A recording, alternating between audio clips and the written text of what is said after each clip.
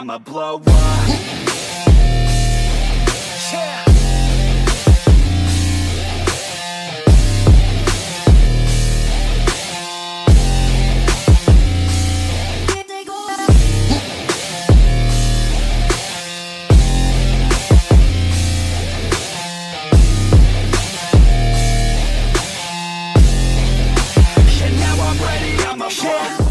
Hey guys, so welcome back to the platform of Baba Gang. This is Nikita, your biology mentor.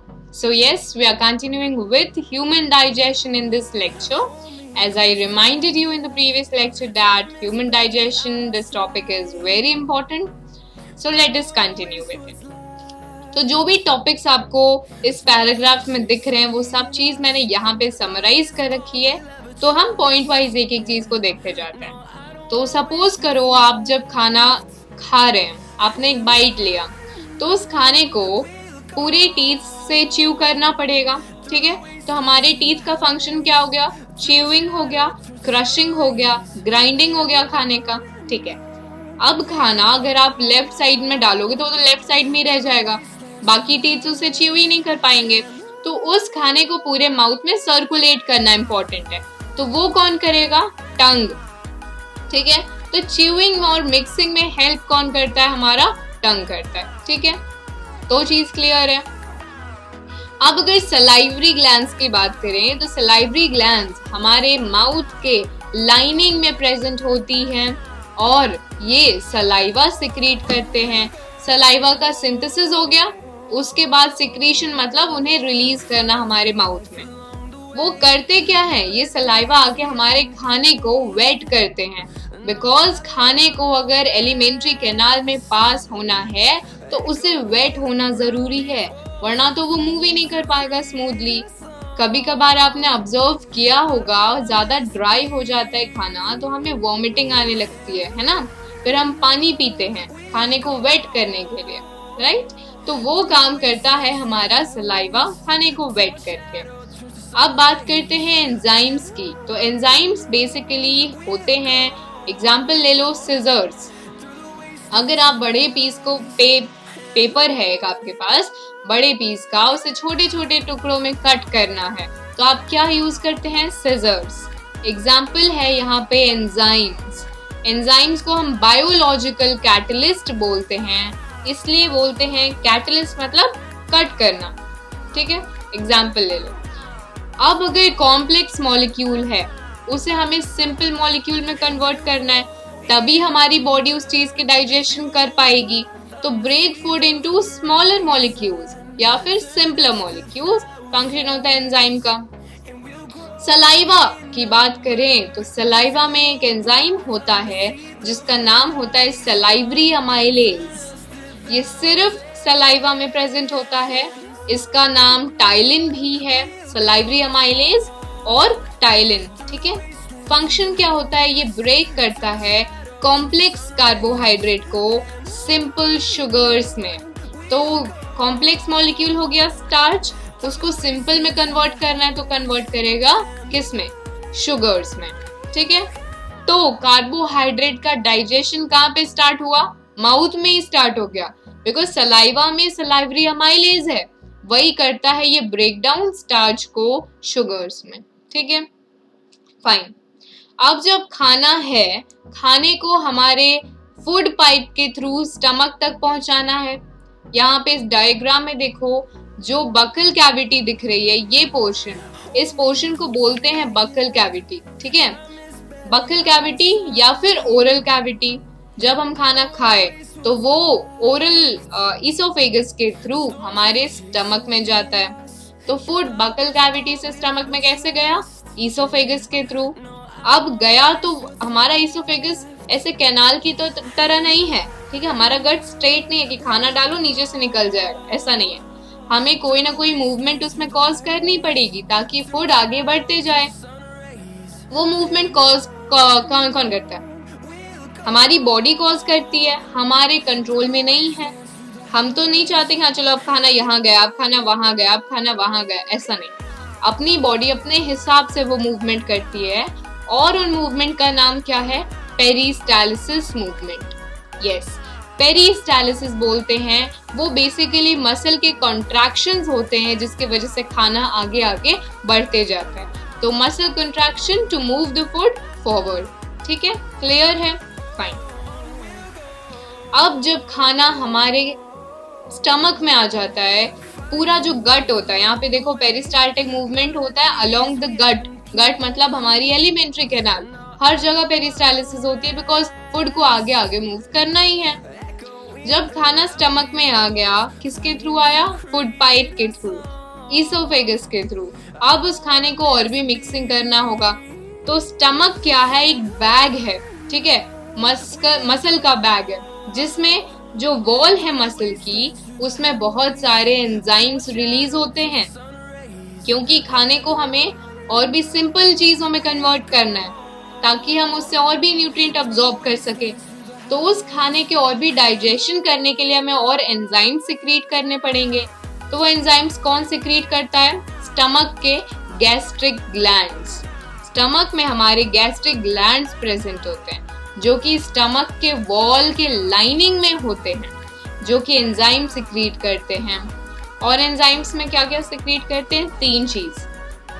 सबसे पहला होता है hydrochloric acid. ठीक है, hydrochloric acid हमारे पेट को सोचो कितना एसिडिक बना देता होगा। दूसरे नंबर पे होता है प्रोटीन डाइजेस्टिंग एंजाइम। तो डाइजेशन का मतलब क्या होता है? डाइजेशन मतलब किसी भी चीज को ब्रेक डाउन करना। ठीक है, तो प्रोटीन डाइजेस्टिंग एंजाइम मतलब प्रोटीन को सिंपल मॉलिक्यूल में कन्वर्ट करना है। नाम है उस एंजाइम का पेप्सिन। ठीक है, 2 चीज हो गई, HCl, पेप्सिन। तीसरा है म्यूकस। तो म्यूकस का फंक्शन क्या होता है? अब HCl है, इतना हाईली एसिडिक है कि आप टच करोगे तो आपका हाथ जल जाएगा। यस, तो वैसा ही HCl हमारे स्टमक में प्रेजेंट है और भरपूर मात्रा में प्रेजेंट है। तो हमारे स्टमक की लाइनिंग को प्रोटेक्ट करना होगा, वो करता है म्यूकस। म्यूकस एक स्टिकी सब्सटेंस होता है जो कि रिलीज किया जाता है स्टमक के ही सेल्स के द्वारा, जो उन्हें प्रोटेक्ट करते हैं। ठीक है, आई होप इतना क्लियर है। अब HCl का फंक्शन क्या होता है? बाकी 2 का तो फंक्शन देख लिया, HCl क्यों इतना हाईली एसिडिक बनाया जाता है? जो पेप्सिन एंजाइम है, वो जो एंजाइम है वो हाईली एसिडिक कंडीशन पे ही काम कर सकता है, इसीलिए हाइड्रोक्लोरिक एसिड सेक्रीट की जाती है ताकि पेप्सिन को हम क्या दे सके? एसिडिक एनवायरनमेंट दे सके। ठीक है, इतना क्लियर होगा एकदम। अब जब खाना स्टमक से हमारे स्मॉल इंटेस्टाइन में आ रहा है, तो अब खाना स्मॉल इंटेस्टाइन में आ गया, तो हम ये तो नहीं चाहेंगे कि खाना वापस से स्टमक में जाए गलती से भी। इसीलिए हमारे कुछ स्फिंक्टर्स प्रेजेंट होते हैं। वो स्फिंक्टर्स एक्चुअली ऐसे होते हैं, मसल के बने हुए। यहाँ पे मैंने डायग्राम बनाया हुआ, आप देख सकते हो। तो स्फिंक्टर बेसिकली मसल का बना हुआ रहता है। तो ये जो मैंने गंदा सा बनाया, ये स्टमक है। ठीक है, तो यहाँ पे स्टमक से जो भी खाना आ रहा है वो स्फिंक्टर के थ्रू नीचे जाएगा। स्फिंक्टर ओपन होगा, खाना नीचे जाएगा और फिर से स्फिंक्टर क्लोज हो जाएगा ताकि खाने का बैक फ्लो ना हो सके। ये जो स्फिंक्टर है वो किस चीज का बना होता है? मसल का बना होता है।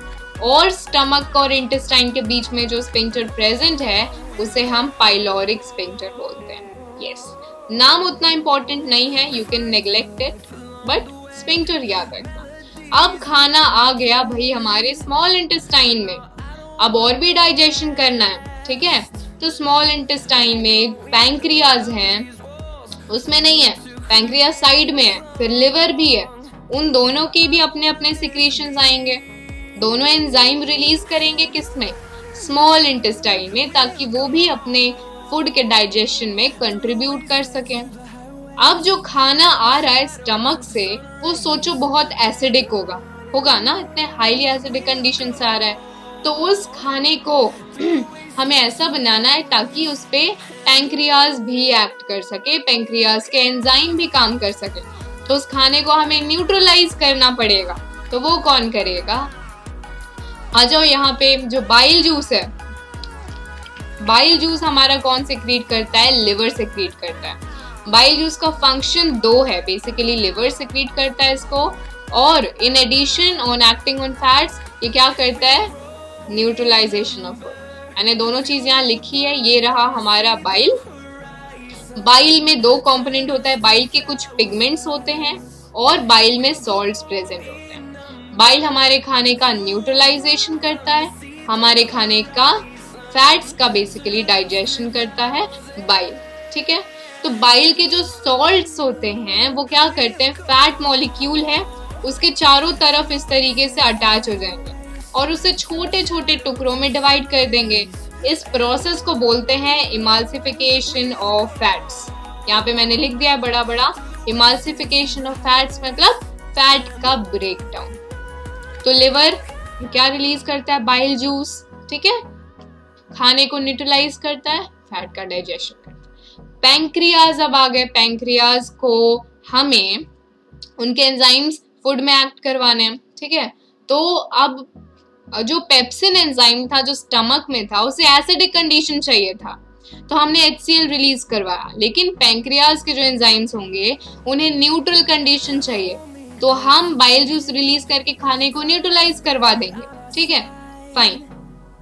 अब पैंक्रियाज सिक्रीट करता है पैंक्रियाटिक जूस जिसमें ट्रिप्सिन होता है, लाइपेज होता है।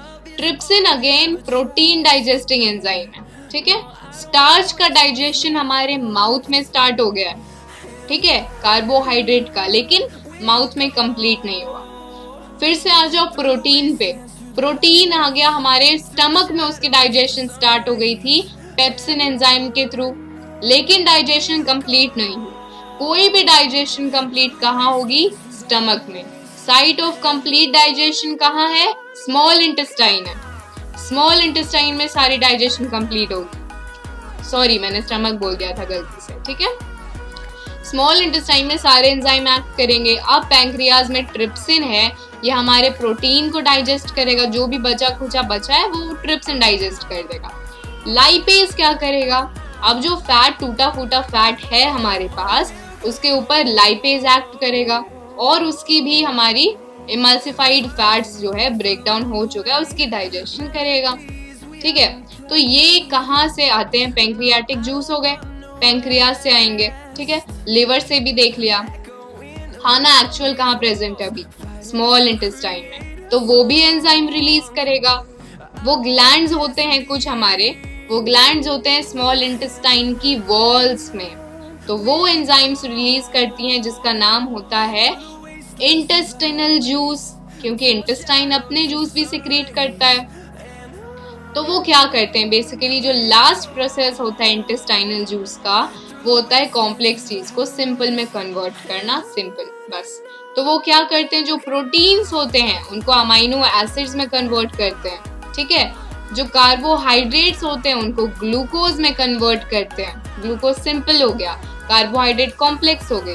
फैट्स जो हैं कॉम्प्लेक्स मॉलिक्यूल, इनको फैटी एसिड्स और ग्लिसरॉल में कन्वर्ट किया जाता है। ये सब होता है स्मॉल इंटेस्टाइन में, ठीक है।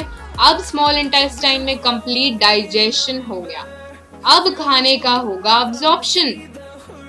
अब्जॉर्प्शन होना है ना, खाना जो भी न्यूट्रिएंट है उसे ब्लड में अब्जॉर्ब करना है, तो वो कैसे किया जाएगा, स्मॉल इंटेस्टाइन में फिंगर लाइक प्रोजेक्शंस होते हैं, उन फिंगर लाइक प्रोजेक्शन में ब्लड की सप्लाई होती है। तो जब वो विलाई, उसे विलाई बोलते हैं, सरफेस एरिया को इंक्रीज करते हैं ये, तो विलाई खाने को अब्जॉर्ब करके ब्लड में दे देगा। वो ब्लड उस खाने को, जो भी न्यूट्रिएंट उसने अब्जॉर्ब किया, उसे सेल्स तक पहुंचाएगा। सेल्स उन्हें यूटिलाइज करेंगी, उस एनर्जी को यूटिलाइज करेंगी, हमारे टिश्यूज को रिपेयर करेंगे, हमारे फंक्शंस को करेंगे, हमारे पुराने टिश्यूज हैं डैमेज्ड है उन्हें रिपेयर करेंगे। इस तरीके से इस एनर्जी का यूटिलाइजेशन हो जाता है, ठीक है। सब कुछ हो गया, अब जो खाना बचा, जिसमें अब कुछ नहीं बचा है, सब कुछ यूटिलाइज हो चुका है, अब उस वेस्ट को हम कहाँ भेजते हैं, लार्ज इंटेस्टाइन में, ठीक है। लार्ज इंटेस्टाइन में खाना आ गया, लार्ज इंटेस्टाइन में सिर्फ एक चीज की अब्जॉर्प्शन होती है, विलाई के थ्रू ही होती है। यहाँ पे कम विलाई होते हैं जो कि सिर्फ वाटर की अब्जॉर्प्शन करते हैं। वाटर अब्जॉर्ब करने के बाद ये सब चीजें जो खाने बचे, फीकल मैटर बोलते हैं इनको, वेस्ट, ये चला जाता है रेक्टम में और एनस के थ्रू रिलीज कर दिया जाता है। एनल स्पिंक्टर होता है एनस में, जो कि यहाँ पे भी मस्कुलर स्पिंक्टर है हमारा, उसके थ्रू खाना बाहर वेस्ट, नॉट खाना, फीकल मैटर वेस्ट रिमूव कर दिया जाता है। बस process of digestion is completed, human digestion is completed. So I hope everything is very very much clear. मैंने बहुत अच्छे से एक्सप्लेन किया है। एक बार पूरे पैराग्राफ को अच्छी तरीके से पढ़ लो और छोटे छोटे पॉइंट्स में अलग करके नोट कर लेना, ठीक है? So I hope guys you enjoyed the lecture. Keep watching and keep revising.